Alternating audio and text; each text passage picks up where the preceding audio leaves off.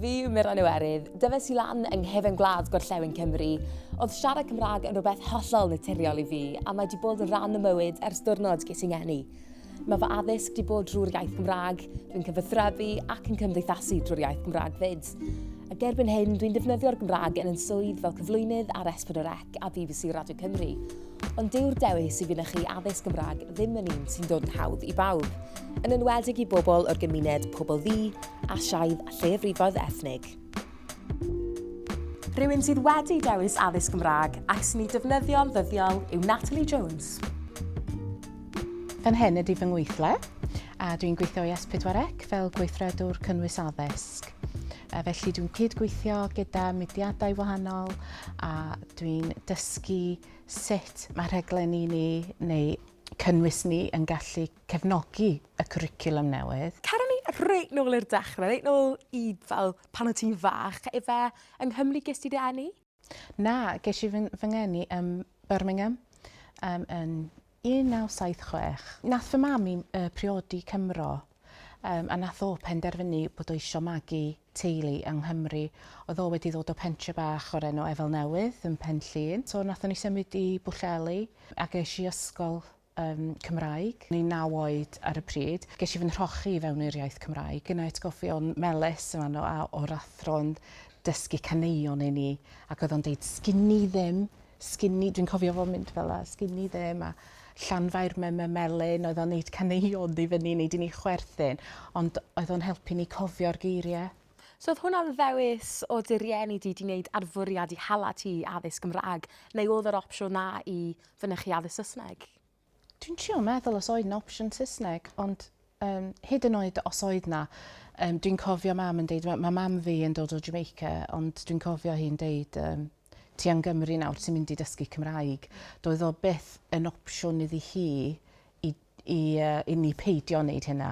Nes I dechrau gweithio yn Woolworths pan o'n i'n 14 ac oedd 'na fenywod yn fanno yn siarad Cymraeg drwy'r adeg a dwi'n cofio un o'r merched yn deud stori a pawb yn chwerthin, oedd hi'n fenyw mor ddoniol. A wedyn nes I weld hi'n trio siarad Saesneg I rywun oedd ar ei wyliau a nes I weld y hyder jyst mynd.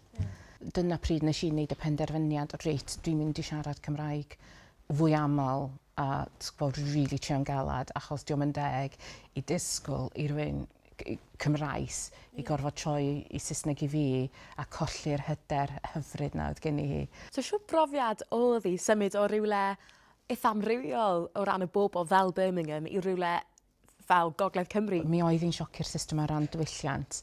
Fel ti di ddeud, mi oedd hi'n amrywiol yn Birmingham. Oedd gennau ffrindiau o Vietnam, o Pakistan, o India, o Nigeria.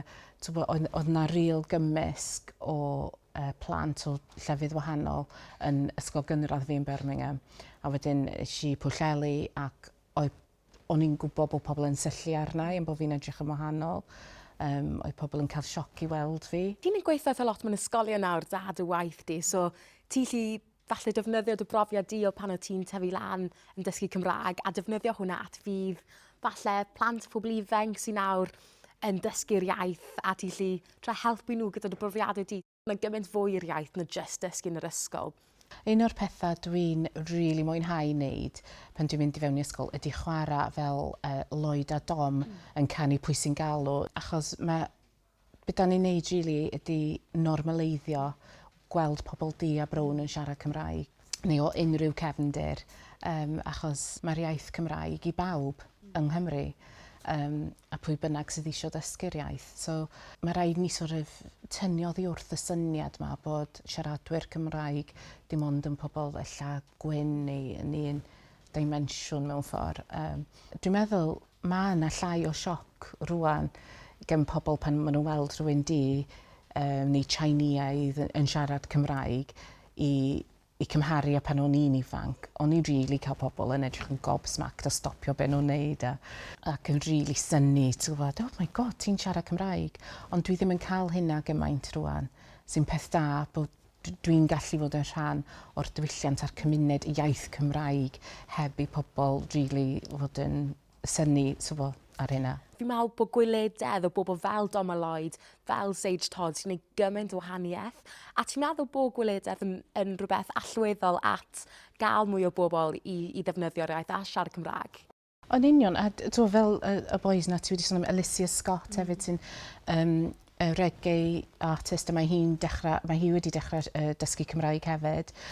Mae'n neud i pobl ifanc gweld yr iaith yn cool eto hefyd. So mae'n fwy na just bod, ti'n gweld pobl di'n siarad Cymraeg, ond bod pobl ifanc yn cael gweld y fath o music maen nhw'n hoffi yn cael ei gyfleu yn yr iaith Cymraeg hefyd. Dwi beth yn trio deud wrth plant bod nhw'n gorfod fod fel rhyw proffesor o'r iaith Cymraeg a cael bob peth gramateg yn cywir, ond bod nhw'n gallu teimlo fel rhan o'r iaith, o'r tir, bod hwnna'n rhywbeth sy'n perthyn iddyn nhw bia'r iaith Cymraeg. A mae'r elfen o perthyn a iaith, pan ni'n sôn am falle'r cwricwlwm newydd i Gymru, mae'r gair cynefin yn beth mor bwysig yn ni.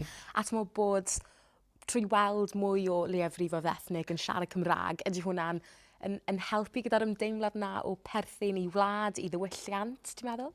Dwi'n meddwl, achos weithiau mae pobl wedi cwestiynu fi, a wedi cael surprise bach bod fi, a wedi bod yn hollol gwrtais a parchus am hynna. Ond ar yr un pryd wedi dweud, wel, ti wedi ysbrydoli fi achos dwi wedi cael fy ngeni yma, neu mae fy nheulu wedi byw yma o'r un cenhedlaeth i'r llall, a bod ni wedi colli'r iaith Cymraeg ar y ffordd, so dwi'n mynd i wneud yr ymdrech. A weithiau, dwi'n meddwl bod pobl yn gallu weld eu hunain fel tu allan i'r cymuned yna.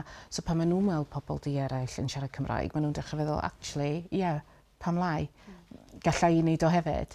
Pan mae pobl yn meddwl am yr iaith Cymraeg falle, fi'n gwybod yn sicr pan o'n i'n yr ysgol, oedd lot o'n ffrindiau mond yn gweld Cymraeg fel iaith y safell ddosbarth, fel rhywbeth oedd a ddim werth iddyn nhw tu fas i ysgol. Ydy hwnna'n wir, ti'n meddwl? Wel, ti'n gwybod be, mae plant wedi deud hyn wrtho fi. Yn ymwedig pan maen nhw'n cyrraedd sort of blwyddyn 10, mae plant wedi deud, na'i'n defnyddio Cymraeg ar ôl ysgol. So dwi'n hoffi gweithio yn gael gletach efo'r plant yna i ddeud, wel, actually, dyma'r cyfleoedd ti'n mynd i colli mas arni. Mae'r iaith wedi agor lot o drysau i fi, a dyna beth dwi'n hoffi deud. Dwi'n siarad am fy mhrofiadau fi, dwi'n mynd i siarad efo merched y wawr weithiau. Dwi'n hoffi bod mae fy ngwri yn iaith gyntaf Cymraeg, mae teulu fe gyd yn siarad Cymraeg. Dwi'n gallu cael sgwrsiau efo mam fe, yr aunties i gyd. Mae yna gymaint o ffyrdd, dim just sort of dull i ennill arian, neu mae rhywbeth fwy na hynna. Mae'n hunaniaeth, i fi mae'n feddwl hunaniaeth. Dwi'n gweld fy hun yn Gymraes. Dwi'n galw fy hun yn Gymraes di. A i fod yn mam i blant sy'n dwyieithog, mae hynna'n bwysig i fi. A dwi di sylwi bod nhw'n da yn pigo fyny ieithoedd eraill fel Sbaeneg, Ffrangeg. Sa'n deud bod nhw'n siarad y ieithoedd yna lot, ond ti'n rhoi rhywbeth arbennig i dy blant di, dwi'n meddwl, pan ti'n gael nhw siarad Cymraeg a cael nhw'n dwyieithog pan maen nhw'n ifanc. So Natalie, pe bai na fel riant yn dod lan ato ti a gweud fel, reit, fi ddim yn gwybod be'n neud, dwi rhwng dau feddwl, a dwi'n hala mlentyn ni addysg Gymraeg neu uniaith Saesneg. Be bydde ti gyngor di iddyn nhw? Wastad ysgol Cymraeg. Achos ti'n rhoi rhywbeth arbennig i dy plant pan ti'n rhoi y cyfle iddyn nhw i fod yn dwyieithog. Dwi'n meddwl bod mae ieithoedd eraill yn dod yn haws. Mae yna elwa cognitif, mae yna elwa cymdeithasol. Mae yna gymaint maen nhw'n gallu cael allan, hyd yn oed os dyn nhw ddim yn sylweddoli ar y pryd.